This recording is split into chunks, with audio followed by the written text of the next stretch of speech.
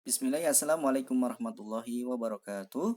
Ya, sahabat soleha, bertemu lagi bersama dengan Ustadz Jaya ya. Kali ini kita akan membahas tentang Perang Khandaq. Ya, kemarin kita sudah membahas tentang Perang Badar dan Uhud. Ya, oke, langsung saja. Perang ini disebut dengan Perang Khandaq atau Parit. Karena pada perang ini kaum muslimin membuat parit untuk mempertahankan dan menghadang kota Madinah. Oke, perang ini disebut perang Azab karena kaum kafir Quraisy menyatukan diri.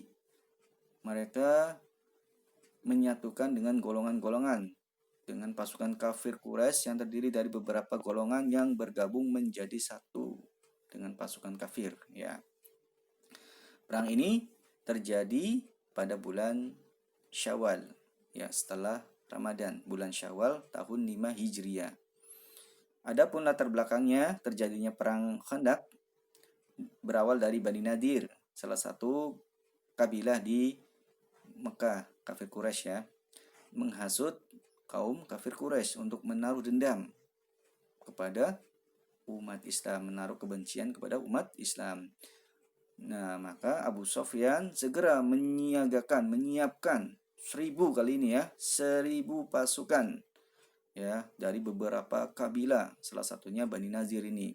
Ya, pasukannya 1.500 pasukan unta dan 300 pasukan kuda ditambah golongan Yahudi 1.000 orang yang menggunakan unta. Selanjutnya, ya, perang Khandaq ini, perang Azab ini, Rasulullah Rasulullah Shallallahu Alaihi Wasallam segera mengadakan musyawarah. Nah, sebelum mengadakan musyawarah ini Rasulullah itu mengetahui kabarnya dari mana? Kabarnya Rasulullah mendapat kabar ini langsung dari kabar yang sahih. Ya, ini beritanya langsung dari malaikat Jibril. Nah, malaikat Jibril memberitahu Rasul bahwa kaum kafir Quraisy di Mekah sedang menyiapkan pasukan 10.000 ya. Bukan 1.000, bukan 3.000 yang kemarin, tapi 10.000. Maka Rasul pun segera mengadakan musyawarah untuk mempertahankan kota Madinah. Nah, dari musyawarah tersebut, salah satu sahabat, Salman Al-Farisi, ya, Salman Al-Farisi yang berasal dari Persia, mengusulkan agar kaum muslim membuat parit atau benteng pertahanan di utara kota Madinah. Ya, sebagaimana kebiasaan bangsa Persia ketika berperang untuk mempertahankan wilayahnya, maka dia membuat parit, khandak ya. Gitu. Usulan ini diterima oleh Rasulullah SAW. Segeralah kaum Ansor dan Muhajirin yang berjumlah 3.000 orang bergotong royong membuat parit dipimpin langsung oleh Rasulullah SAW. Lanjut. Nah, setiap 10 orang diberi tugas untuk menggali parit sepanjang 40 hasta.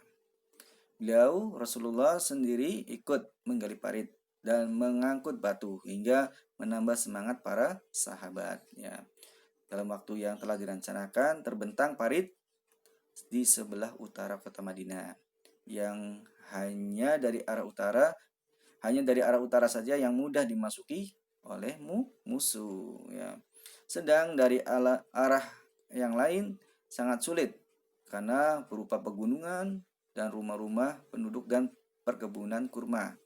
Jadi sangat sulit untuk dijangkau musuh. Maka dari arah utara inilah yang harus dipertahankan oleh umat muslim. Ya, dengan demikian, kota Madinah dikelilingi oleh benteng yang sulit ditembus. Ya, pasukan umat Islam segera disiapkan. Ya, berjumlah 3.000 kali ini ya, 3.000 tentara kaum muslimin. Rasulullah SAW menempatkan pasukan dalam benteng pertahanan.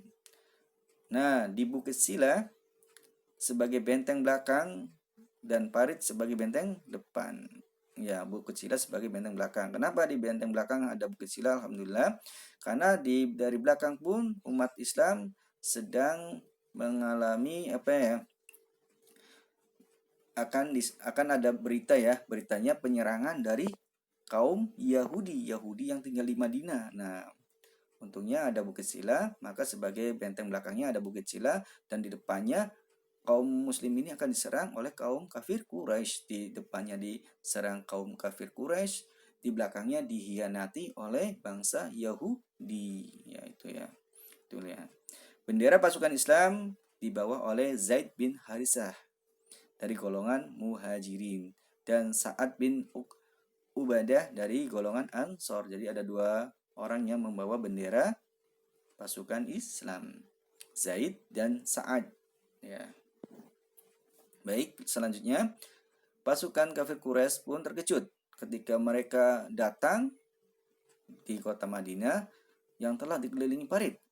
Nah, melihat sesuatu yang baru, beberapa orang dari mereka mencoba menerobos parit tetapi gagal. Ikrimah bin Abu Jahal dihadang oleh Ali bin Abi Thalib. Kemudian datang juga Amru bin Abdul Wud yang mencoba menyeberang. Terjadilah perkelahian antara Ali dan Amru yang diakhiri tewasnya Amru. Iya, melihat hal itu Ikrimah dan beberapa orangnya lari ketakutan melihat Ali yang gagah berani. Ya. Pasukan kafir Quraisy setiap hari berusaha menyeberangi parit, namun selalu gagal. Ya, pasukan kafir Quraisy mengepung kota Madinah. Mereka mendirikan kemah-kemah di sekitaran parit. Nah, perang ini terjadi sampai berhari-hari.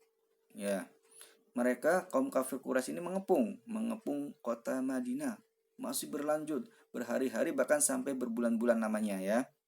Nah, ketika pengepungan dari kaum kafir Quraisy tidak kunjung selesai, tidak kunjung surut, maka ada salah satu sahabat yaitu Nu'aim bin Mas'ud memohon izin kepada Rasul untuk memecah